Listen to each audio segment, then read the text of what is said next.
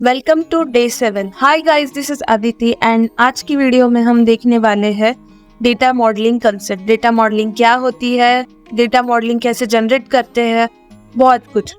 तो एक डेटाबेस में सारे टेबल से कॉमन कॉलम रिलेट करके एक रिलेशनशिप क्रिएट करके हम अगर एक स्ट्रक्चर बनाते हैं डेटा इजी डेटा एनालिसिस के लिए या फिर कुछ रिपोर्ट्स क्रिएट करने के लिए, तो उसी चीज़ को हम डेटा मॉडलिंग ही कहते हैं।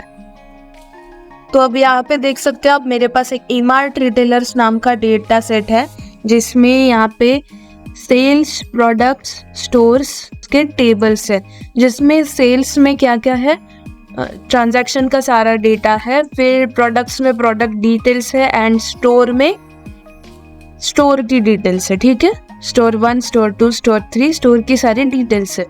अब हम इस डेटा को सबसे पहले पावर बीआई में गेट डेटा से इंपोर्ट करेंगे। ठीक है, तो मैं यहाँ पे मेरी एक्सेल फाइल इंपोर्ट करूँगी। सबसे पहले ये रही ईमार्ट रिटेलर्स, और हाँ, ये डेटा सेट आपको डिस्क्रिप्शन में मिल जाएगा।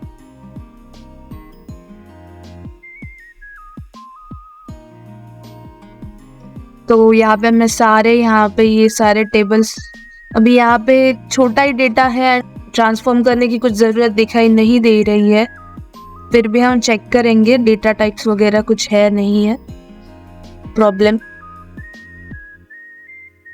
स्टोर की ID 1 2 3, store name ABC, location ABC। ठीक है, फिर हम प्रोडक्ट का देखेंगे, प्रोडक्ट आईडी 1 2 3। ठीक है, सेल्स का देखते हैं, product ID, transaction ID, store ID, date, quantity, total sales. ठीक है, सब ठीक है, तो हमें कुछ ट्रांसफॉर्म करने की ज़रूरत नहीं है। तो हम क्या करेंगे अब, तो हम सीधा डेटा ये लोड करने वाले हैं।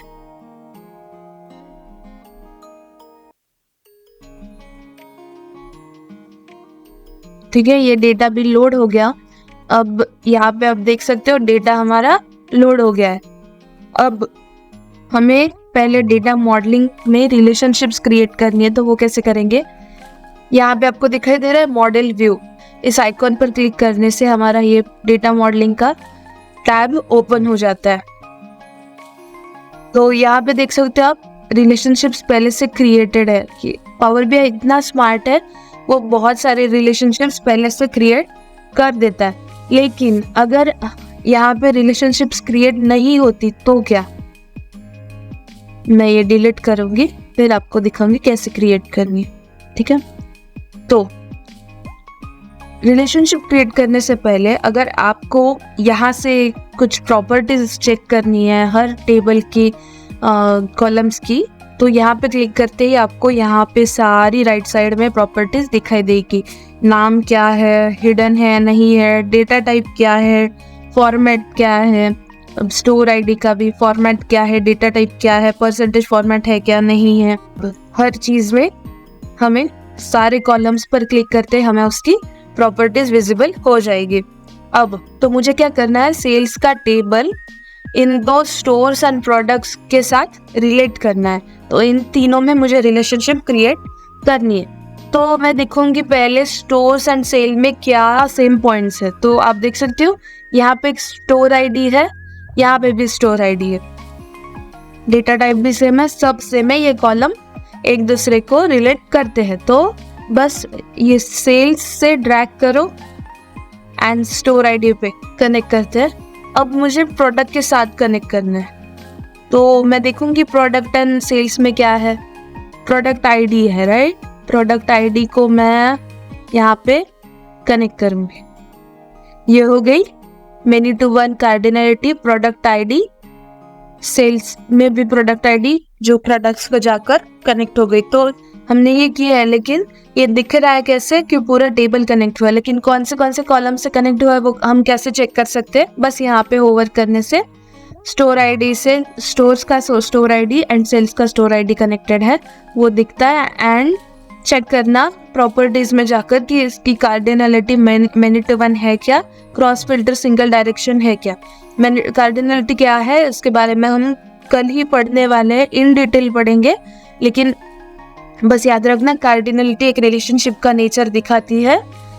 उसके बारे में हम इन डिटेल कल वाली वीडियो में हम देखने ही वाले हैं, ठीक है। एंड यहाँ पे क्लिक करते ही मुझे यहाँ की प्रॉपर्टीज भी दिखाई दे रही है। देखो, आप देख सकते हो यहाँ पे कैसे सेल्स डेटा, स्टोर आईडी कहाँ पे कनेक्टेड है, स्टोर्स, स्टोर आईडी, कार्डिनलिटी है many to 1 and relationship active भी है। हमने डेटा रिलेशनशिप तो क्रिएट कर दिया। अब हम एक बार देखेंगे कि ये प्रोडक्ट्स में जो प्रोडक्ट आईडी है उसके सारे रिकॉर्ड्स प्रोडक्ट आईडी के साथ मैच होते हैं या नहीं, एंड स्टोर आईडी के रिकॉर्ड्स सेल्स के रिकॉर्ड से मैच होते हैं या नहीं। तो हम देख सकते हैं यहाँ पे प्रोडक्ट है 101 से 104 तक, सेल्स में भी है 101 से 104 तक, स्टोर आईडी 123, ठीक है, देख सकते हैं स्टोर आईडी 123। तो यहाँ पे कुछ भी मिसिंग ऑर्फन रिकॉर्ड नहीं है। हमने देखा है कि ये सब कनेक्टेड है, मिसिंग रिकॉर्ड नहीं है। तो हम क्या करेंगे, एक बेसिक डेटा विजुअलाइजेशन इन रिलेशनशिप पे क्रिएट करेंगे। तो मैं क्या करती हूँ, एक बार ग्राफ उठाती हूँ, फिर हम चेक करेंगे कि प्रोडक्ट्स का हम क्या करेंगे, प्रोडक्ट नेम उठाएंगे वाई एक्सिस पे, एंड सेल्स में से हम क्या करेंगे, टोटल सेल्स। देखो आ गया, हमने क्या किया, प्रोडक्ट टेबल से प्रोडक्ट नेम फेच किया है एंड सेल्स से टोटल सेल्स हमने फेच किया है। तो आप देख सकते हैं हमारा डेटा रन हो रहा है, हमारा डेटा विजुअलाइज हो रहा है। हम देख सकते हैं गैजेट डी का सबसे ज्यादा सेल हुआ है। फिर ठीक है, हमने ये दो कनेक्शन तो देख लिया। अब मैं क्या करूंगी, एक स्लाइसर यूज करूंगी। स्लाइसर में मैं क्या ऐड करूंगी, स्टोर्स के टेबल से store name, store 1, store 2, store 3। फिर मैं एक टेबल ऐड करूंगी। अब ये टेबल मैंने लिया है, इस टेबल में हम क्या करेंगे, सेल्स के टेबल से डेट को ऐड करेंगे। अब यहाँ पे आप देख सकते हो ये डेट्स कैसे आ रही है, year, quarter, month, day. And अगर मैं कुछ ये डिलीट करके रखूँ तो क्या होता है, सिर्फ 1 2 3 4 ऐसे डेट आती है। लेकिन हमें क्या चाहिए, पूरा एक साथ। तो मैं क्या करूँगी, डेट हायरार्की की जगह डेट में कन्वर्ट कर दूंगी। तो ये कैसे आ गया, ऐसे पूरी डेट के साथ आ गया, ठीक है। तो इसके बाद मैं क्या करूँगी, मुझे ऐड करना है प्रोडक्ट कौन सा था, ठीक है, प्रोडक्ट कौन से प्रोडक्ट्स हैं। तो प्रोडक्ट नेम मैंने ऐड कर दिया यहाँ पे। फिर मैं ऐड करूँगी क्वांटिटी कितनी थी सेल्स की, क्वांटिटी कर दी मैंने ऐड,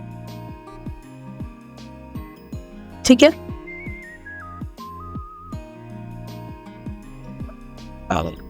एंड फिर इसमें टोटल सेल्स भी मैं ऐड करूंगी। तो ये हमारे पास एक टेबल आ गया।